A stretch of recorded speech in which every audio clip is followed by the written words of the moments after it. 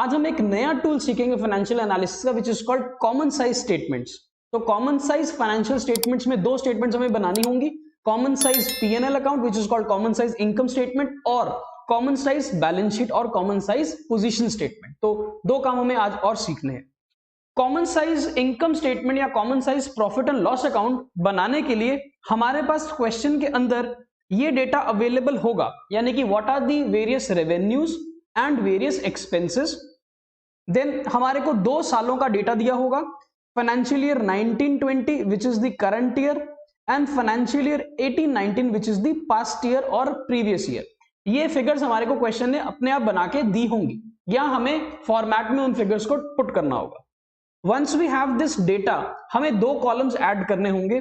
One column is the percentage figures for the year 1920 and another column is for the percentage figures for year 1819।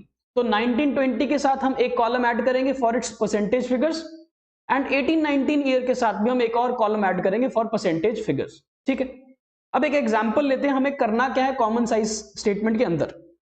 Late us say the revenue from operation which is also called the net sales for financial year 1920 is 2 lakh rupees. तो ये data के अंदर यहां पर 2 लाख होगा and other incomes is let's say 20,000, so total will be 2,20,000 which is as per the data given in the question।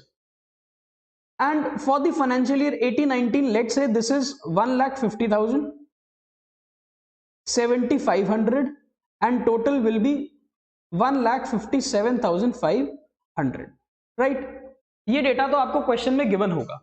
हमें क्या करना है, हमें कॉमन साइज स्टेटमेंट बनाने के लिए सारी फिगर्स को, every line item, whether it is for the income और whether it is for the expenses, हमें हर आइटम को परसेंटेज में कन्वर्ट करना है।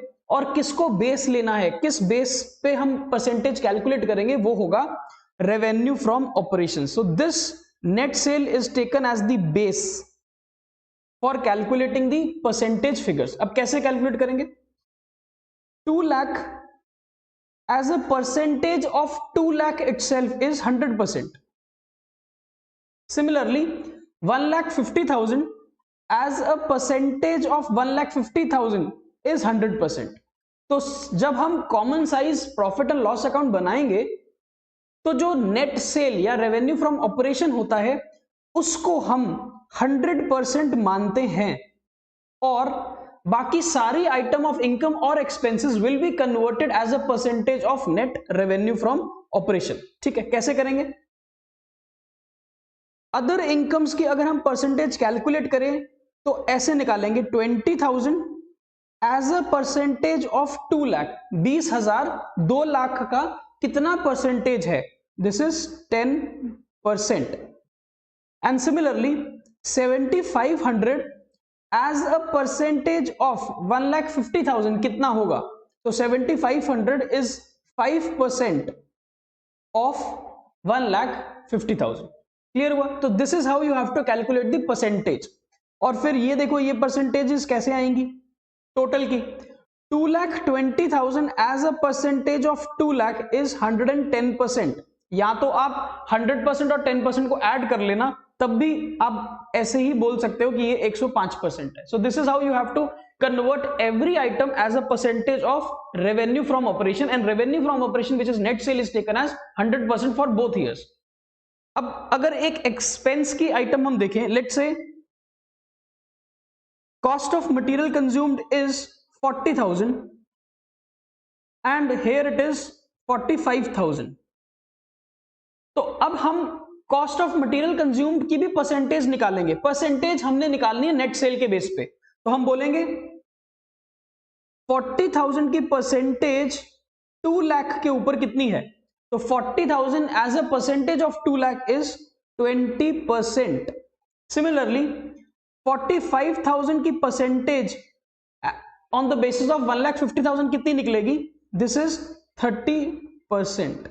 ठीक है, तो इस तरह से आप हर परसेंटेज किसके बेस पे निकालोगे, net revenue from operation which is the first item and that is taken as 100%। तो कॉमन साइज में क्या हुआ, हमने इसको 100 मान लिया और बाकी सारी आइटम्स को इस 100 की परसेंटेज के बेस पे हमने डिफाइन कर दिया। सो this is the common size P&L account. तो हमारे पास एक क्वेश्चन है, क्वेश्चन नंबर 16, जिसमें वो हमको क्या बोल रहा है, prepare common size P&L account from the following data. अब आपको इंफॉर्मेशन दी हुई है related to profit and loss account. फटाफट से पहले हम फॉर्मेट बनाएंगे प्रॉफिट एंड लॉस अकाउंट का, जिसमें फाइनेंशियल ईयर 1920 और फाइनेंशियल ईयर 1819 की फिगर्स को पुट करेंगे।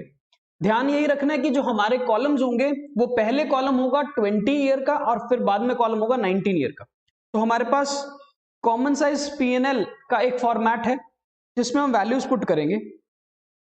Revenue from operations.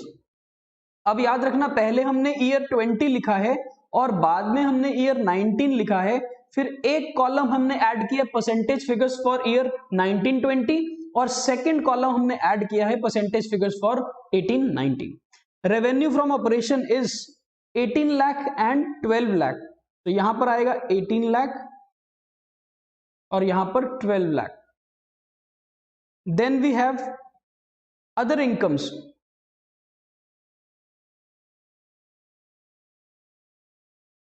$2,16,000 and $2,40,000।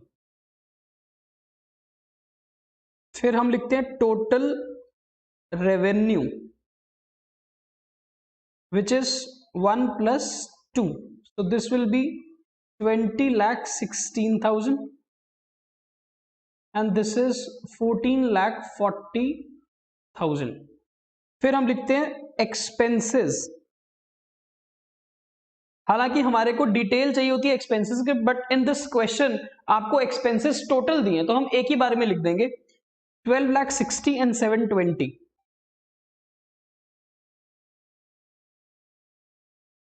Then we have profit before tax, which is point number 3 minus point number 4. So 20,16,000 minus 12,60,000 is 7,56,000 and 14,40,000 minus 720 is 7,20,000। Then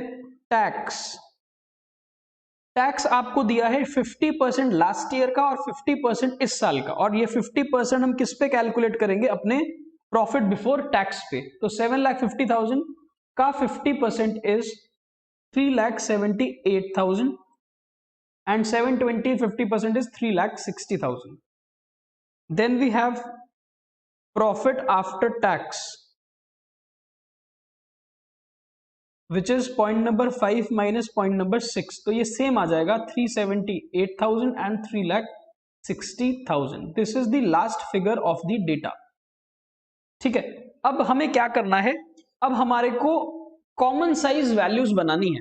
common size का मतलब है कि every item will have the same base, और हम किसको base मानते हैं, revenue from operation को। तो इसको हम 100% लिखेंगे, तो ये परसेंटेज में है 100%।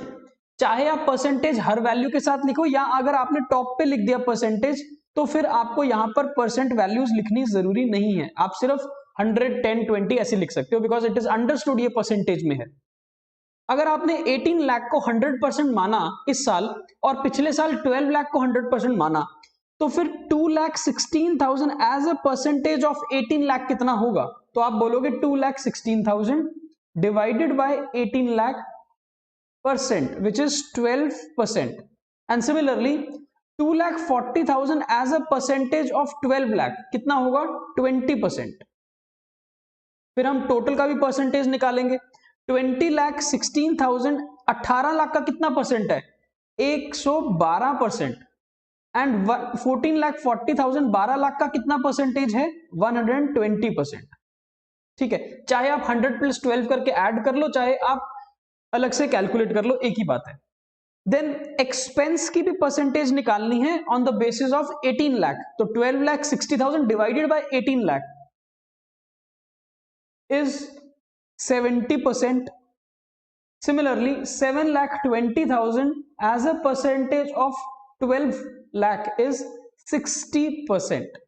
Then अब 112 में से अगर 70 को माइनस कर लो तो सीधा आपके पास ये 42 आ जाएगा और यहां पर ये 60 आ जाएगा। चाहे आप कैलकुलेट कर लो, 756 divided by 18 lakh is 42%, and similarly 720 as a percentage of 12 lakh is 60%. Then 3,78,000 इसकी भी परसेंटेज हमें निकालनी है 18 लाख के ऊपर, तो 378 lakh divided by 18 lakh is 21% and this is 30%, and बचा हुआ प्रॉफिट भी आपका सेम होगा 21% एंड 30%। क्लियर है? हमारे को जो आंसर दिया है वो है profit after tax 30% last year, 21% this year. तो ठीक आंसर आया हमारा 30% लास्ट ईयर और 21% दिस ईयर। अब ये जो कॉमन साइज वैल्यूज होती है इनको पढ़ते कैसे हैं, इसको इंटरप्रेट कैसे करते हैं, इसका एनालिसिस कैसे करते हैं? बहुत सिंपल। हम ये कह रहे हैं कि हमारी सेल 100% है। हम क्या बोल रहे हैं? हम अपनी सेल को 100 मानते हैं, तो हमारा एक्सपेंस कितना है? 70% ऑफ सेल्स। तो इट इज इजीली अंडरस्टूड ना कि अगर हम 100 रुपए की सेल करते हैं, 70 रुपए हम उसमें से खर्च देते हैं। लास्ट ईयर क्या था? लास्ट ईयर अगर हम 100 रुपए की सेल करते थे तो हमारा खर्चा 60 रुपए होता था, 60% होता था। इसका मतलब in comparison to last year इस साल हमारा एक्सपेंस इंक्रीज कर गया है। पहले हम 60% एक्सपेंस करते थे अपनी सेल का, अब हम 70% पैसा खर्च देते हैं। सिमिलरली पिछले साल हम 30% प्रॉफिट कमाते थे अपनी सेल रेवेन्यू का, यानी कि अगर हम 100 रुपए की सेल करते थे, सामान बेचते थे, उसमें 30% हम प्रॉफिट आफ्टर टैक्स कमाते थे। इस साल हम अपना प्रॉफिट 21% कमा रहे हैं, which is lesser than the last year profit. तो देखो फिगर्स को अगर आप परसेंटेज रिलेटिव वैल्यूज में कन्वर्ट कर देते हो, इट इज इजीली अंडरस्टूड। ठीक है, और इसको इंटरप्रेट करना, इसको एनालाइज करना भी हमारे लिए सिंपल हो जाता है।